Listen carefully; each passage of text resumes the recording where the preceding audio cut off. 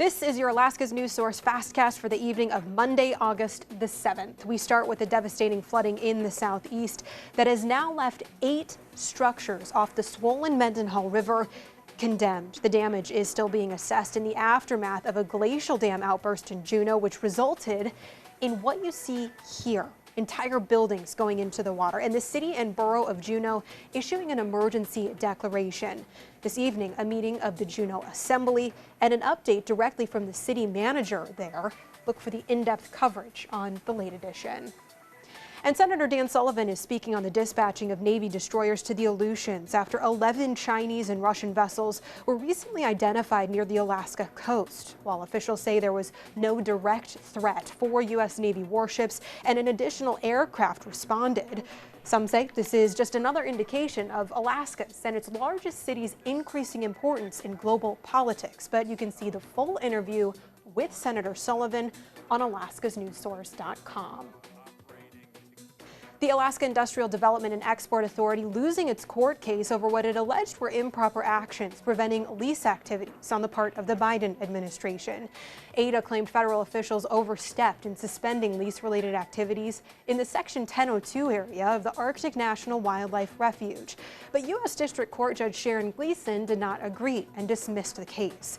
ADA said this evening that it, quote, is disappointed in the recent court decision, adding that, quote, agency decisions must be final at some point and not subject, it says, to politics and the whims of changing administrations.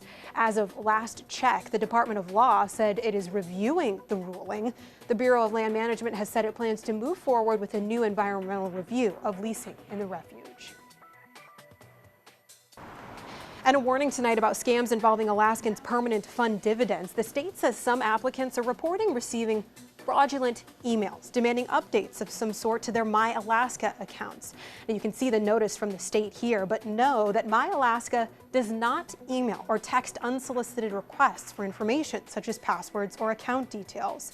The state says anyone who clicked on these emails should update passwords and security questions and answers immediately.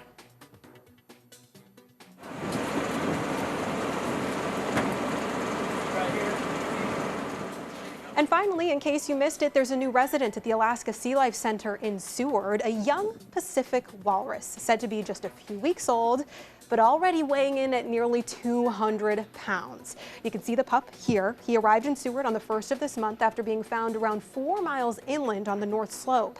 Workers in the area spotted the animal and notified authorities, who then flew the walrus hundreds of miles to Seward. Now, the Alaska Sea Life Center says that in 25 years of operations, only 10 walruses have ever been taken in.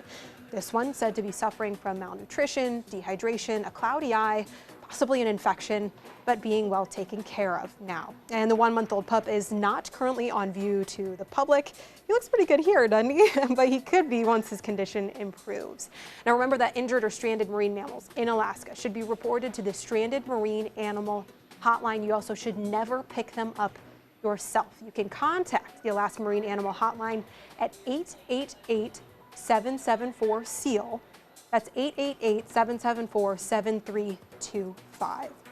That is your Alaska's News Source Fastcast for the evening of August the 7th. Stick to alaskasnewssource.com and the free news and weather apps to access content 24/7.